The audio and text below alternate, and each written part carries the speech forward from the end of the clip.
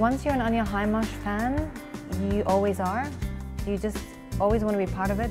Anya Hindmarch works for Net-a-Porter and has for the last 10 years. We started working with her when we just launched because it stands out from all the other handbag designers and handbag brands.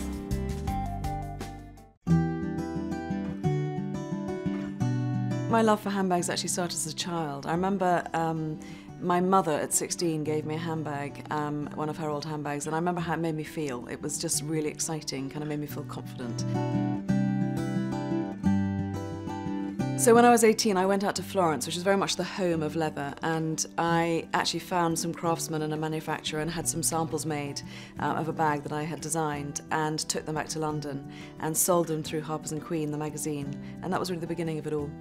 It was a very intoxicating time. It was really Thatcher's Britain, and everyone was starting businesses, and there was a group of fashion businesses that started at the same time. There was myself, Philip Treacy, Jimmy Choo, so we were all busy in London. And I established really a wholesale business and realised I needed to do 2 collections a year, and we had orders from Barney's and Bergdorf's and all around the UK, and it grew and grew until we finally opened a little first floor store in Walton Street. It was so great to finally have a store, albeit first floor, which was all we could afford at the time, but it meant that you actually got to meet your customers and you learnt so much, and it was very useful from a design point of view. But we had almost everyone up that little staircase, and Princess Diana would pop in regularly, lots of models and Claudia Schiffer and really loyal customers that we still have today. They were very formative, those years, and we really established a lot of the DNA that still remains with us today. So, for example, the little bow logo, which was always inspired by a hallmark, a very small hallmark on a silver knife, which has the maker's initials, and the stripy carrier bag, which was inspired by the blinds that you have in Paris outside the chateau, and also the little copper swinging handbag, which is outside all of our stores. All those items that still survive today were very much formed at that time. We've grown a lot since those early days. Since the first floor store opened, we then were approached by a Hong Kong Chinese customer who wanted to open a franchise for us in Hong Kong, so that opened, and then Japan kicked in and we opened lots of stores there, and Malaysia and Taiwan and more in Hong Kong. So 56 stores now worldwide, and in fact we're about to open our first proper flagship in New York this year. It's hard to come up with a list of attributes that really sum up the sort of DNA of the brand, but it's easier to talk about things that embody the spirit of the brand. And when I design, I like to think more about collector's items and inheritance pieces, and not being a slave to fashion, more about old-fashioned luxury that has the confidence to not care about fashion but ends up being worn as fashion. I think the word quirky is very important. It's not a part of a tribe, it's not East End edgy or even West London cool. It's more discreet, I think, more of a sort of thinking brand. Very far from sort of the high heels on a beach or very over-labelled. My dream would be to be called the private eye of handbags, I think, because a sense of humour really matters. And I think our customer would much rather be on a deserted island with friends than any Ibiza club any day, frankly. I don't think they need to be seen particularly. I think that it's a bit more of an insider's secret. And they might have beautiful estate jewellery, but they'd wear it as a hair clip. That's much more the Anya Hindmarch girl. The Anya Hindmarch woman is every woman who cares about looking great and fashion, but is not a slave to fashion. Pretty much all ages, trendy without being a fashion victim, a bit of classic but wants to be fashionable, and looking to Anya for those kinds of accessories. I'm much more inspired by art actually than fashion, and I like to design almost with the idea of curating the collection so that it has a theme and it's much more memorable that way. If I could pick anyone to be the perfect ambassador for our brand, it's a really hard question, but it probably would have to be Margaret Thatcher. She's a bit of my heroine, she's in our windows at the moment. But the Queen is such an amazing British icon, has her own style, and someone more contemporary perhaps, Charlotte Stockdale or Amanda Harlock, people who are quite British and not necessarily slaves to fashion, but kind of quite happy in their own skin. Bespoke is something that it's sort of, my heart's in bespoke, to be honest. I think we've always put in bespoke products, even from when we had the little first floor store on Walton Street, where you come up and have something made with your initials on it, or have it made with a longer strap because you're very tall, or whatever it may be. And for the last few years I've been dreaming about having a shop that took all those bespoke ideas and put them into one store. And we had Pont Street, which was our original ground floor store, which we didn't really need because it was so close to our new store on Sloane Street. So my dream was to make that the bespoke store and to put all of the ideas I've had, which are very much present and gifting ideas actually, into one store and one home. The lovely thing for me was actually taking people back to the craftsman. So we have the craftsman in the store and connecting the customer with the craft. And actually it's all about the person it's made for. So the name of the person is actually on the product, not my name. And the name of the person's even on the box, so it's embossed into the box. So when you receive it, it's there with your name on. So it's a pretty special project where you can actually have little messages embossed into the leather. It's all about things that you hand down from generation to generation. It's really sort of sealing a moment in time, if you like. And I always joke and say I wish I could have my ashes spread in that shop, because I think that's where I'm most at home.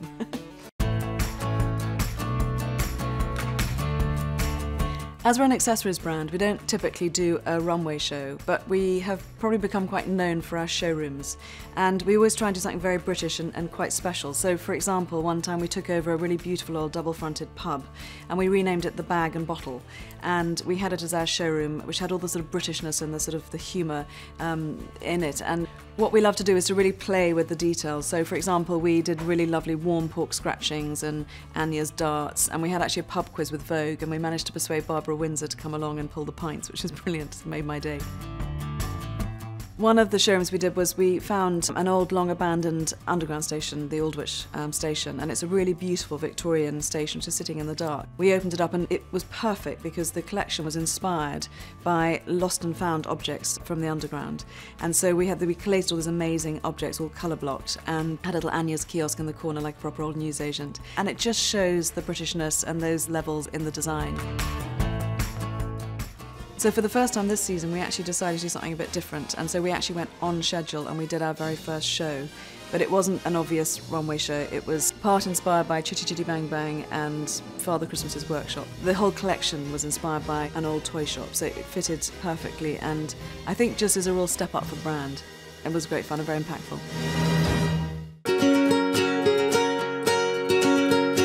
So some of the projects that have been really interesting along the way, we started designing little bags that looked like little sweetie bags, like English sweets, but had them hand beaded, so they were really beautifully made.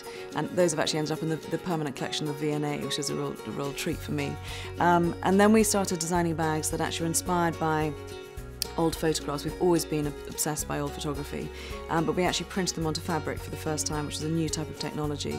And that in turn then led to Beer Bag, which went ballistic, it went mad, and a huge celebrity following, and it rolled out all over the world. So that was a big project. One of the projects that probably got the most noise was a project called I Am Not a Plastic Bag, which was a very simple idea to try and create awareness around the waste of plastic bags. Well, I think every line on my face is to do with that project. It was really exciting. It went mad. I mean, I ended up having breakfast with the Prime Minister. It was the front page news. 80,000 people queued in one day in the UK for that bag. And as we rolled it around the world, it just got more and more sort of frenetic. But it was an amazing project that really made a difference. And then we worked with BAFTA and did their goodie bags. And in fact, with Vanity Fair, we've worked with Graydon Carter at Vanity Fair for 5 or 6 years now to do the goodie bags for his very famous Oscar party. She takes what we give her and she just makes it better. It's a really important time of change here at HQ. There's a real sense of excitement in the air. I took the decision that it was time to demote myself as CEO and to go back to the creative side of the business. I really felt it was time to get back to product, which is really where my heart is. And I also felt it was time to actually bring someone into the company as CEO to drive it forward to the next stage, and who really had done it before. And in finding James MacArthur, someone I had known for a long time and really liked, I found someone with really deep luxury experience. Well, I've spent 25 years, I guess, now looking at businesses, many of them in the luxury field for the last 15 years or so of that. I came across Anya. I knew her before. She was, for a start, a wonderful person, represented a huge luxury for me as someone looking to work with a business, because she has run a business for herself for 25 years. Great strengths in the creative side. The business was clean, clearly in my view underexploited, with large areas of upside. So a fascinating opportunity. My role is to now spend 100% of my time on the product and the vision and the communication and all the touch points and make sure it's really coherent. I think when you start a company quite a few years ago now, you can be in danger of not staying true north, and I just really want to make sure that the conviction and the very clear vision is there, and I'm so excited about going back to that role. It's really where I started and where my heart is. I think that we're at a stage where, we're 150 employees now, 56 stores, we're sold in 40 countries, but it's really time to invest for the future, and I think with James on board we're really ready to push the next phase. I've been very privileged through my working career to have worked with some great people, the great gentlemen of the world, the Domenico De Solis of the world, and Tom Ford on the creative side, and so on and so forth. One always aspires to work with people like that, and frankly in Anya I saw a lot of those sort of qualities. She's a wonderful, really acute businesswoman with a great strength and conviction, a very warm personality. Her teams clearly adored her. The people that I met were incredibly loyal to her. And at the end of the day, those are the kind of people that you want to work with and the kind of place you want to work in.